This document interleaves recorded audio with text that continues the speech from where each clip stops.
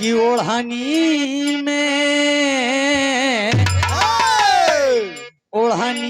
में छाप रंग रे जमी तमुरे अरशे का जीना ओढ़नी में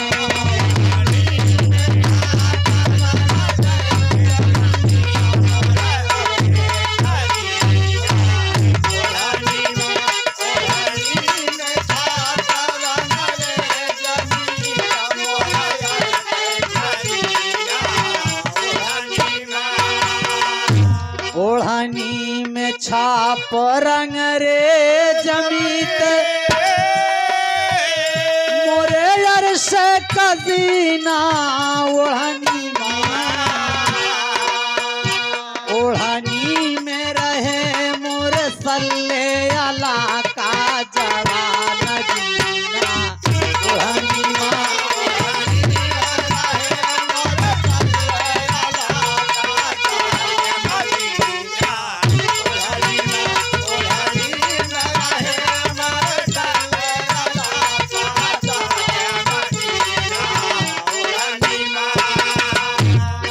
तो रहा ओरिजिनल भाव, लेकिन कहना है कि आजाद वतन भारत की धरा, आजाद वतन भारत की धरा निश दिन कुर्बानी मांगला।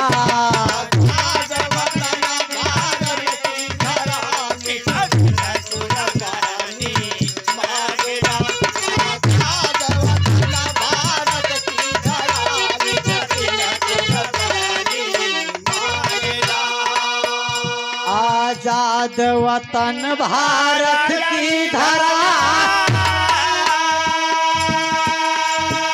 निश दिन कुर्बानी मांगेला। बूढ़ों से सबके अनुभव मांगे और जवानों से जवानी मांगेला।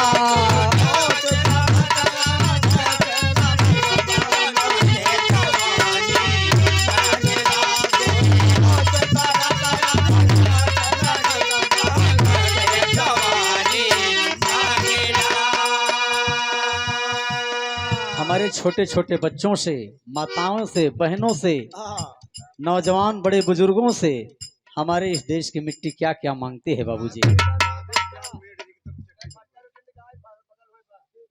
आदरणीय आप राधे श्याम मेठ जी 21 रुपए का पुरस्कार है। बहुत बहुत नमस्ते प्रणाम हो। आदरणीय आप बाबा यादव जी 21 रुपए का पुरस्कार है। अच्छा फटका गाय के बंद, अच्छा एक अब पूरा हो जाए तो फटको हो गाय देव, चिंता ना करा। 21 रुपए का पुरस्कार है। बच्चों से मांगे बालापन,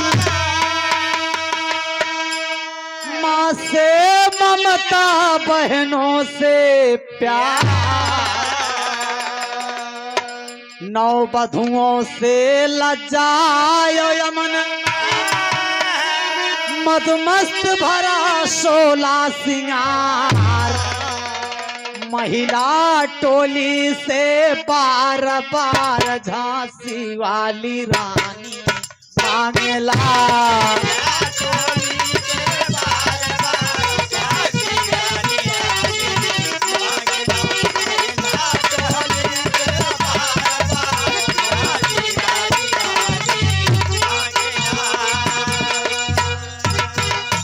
इतिहास से मांगे,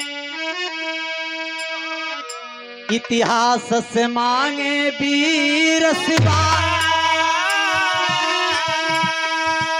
राणा सरदार चंद्रशेखर, सुखदेव पटुक बिस्मिल सुभाष, बापू पटेल जी अम्बेडकर, बलिवेदी पर हंस कर चढ़ने, बलिवेदी पर हंस कर चढ़ने वाली बलिदानी मांगेला।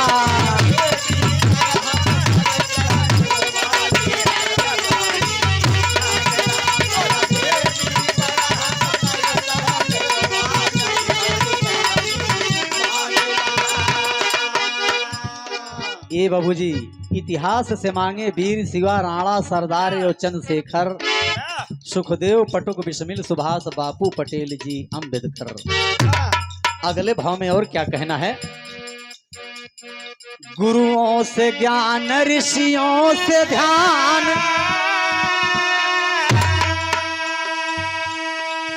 पंडित से मांगे वेद मंत्र। गुरुओं से ज्ञान ऋषियों से ध्यान, पंडित से मांगे वेद मंत्र। कवियों से मांगे गीत गजल, कवियों से मांगे गीत गजल। विज्ञान से मांगे नया यंत्र। कहना है साहित्य कहानी कारों से नित नई कहानी मांगला।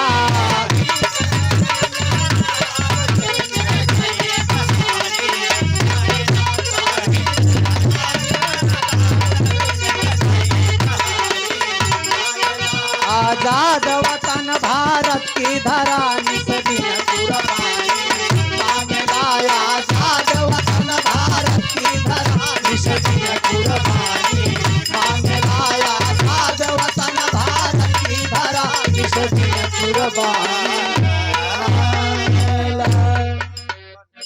लगा दे, अरे कहीं लगा दे कि बसंती बयार बहे सरसों फुलाई। बसंती बयार बहे सरसों फुलाई। ए हो पिया कहाँ बड़ा तू भुलाई।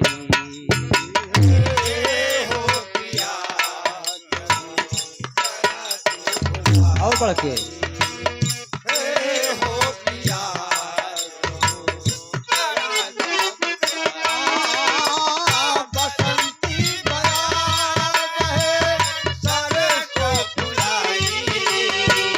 बसंती बयार बहे सरसों फुलाई। ए हो पिया कहाँ बड़ा तू भुलाई।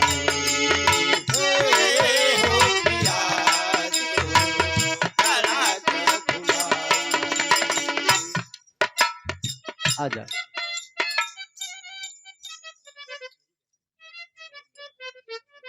आजा।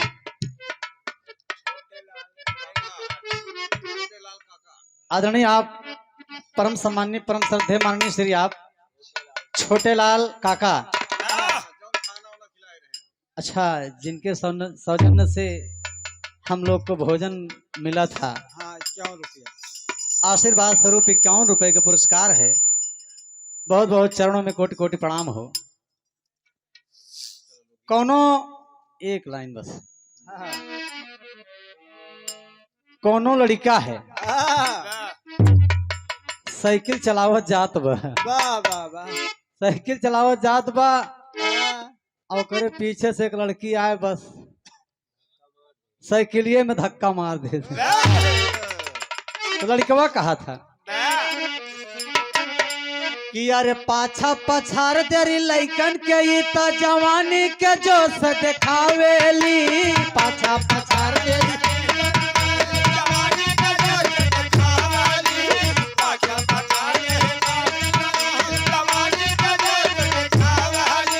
पाछा पछाड़ देली लइकन के ई त जवानी के जोश देखावेली।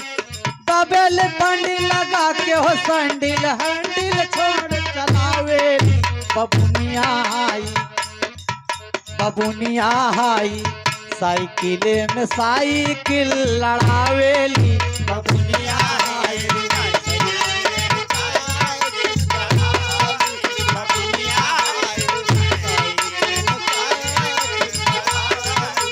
पाछा पछाड़ देली लइकन के ई त जवानी के जोश देखावेली। दबेली पंडी लगा के हो संडिल हंडिल छोड़ चलावेली। बबुनिया हे बबुनिया हाई साइकिले पे साइकिल लड़ावेली बबुनिया हाई साइकिल पे साइकिल लड़ावेली बबुनिया हाई साइकिल पे साइकिल लड़ावेली बबुनिया हाई।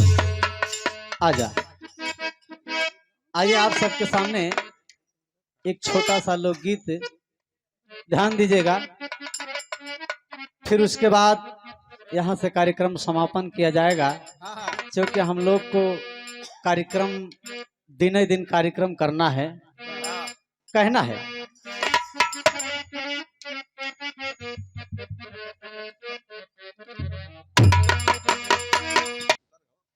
अरे गनवा उठान होइगा बबुआ, अरे गनवा उठान होइगा बबुआ, चला सबके हुआ पाने भावनावा, गनवा उठान होइगा बबुआ।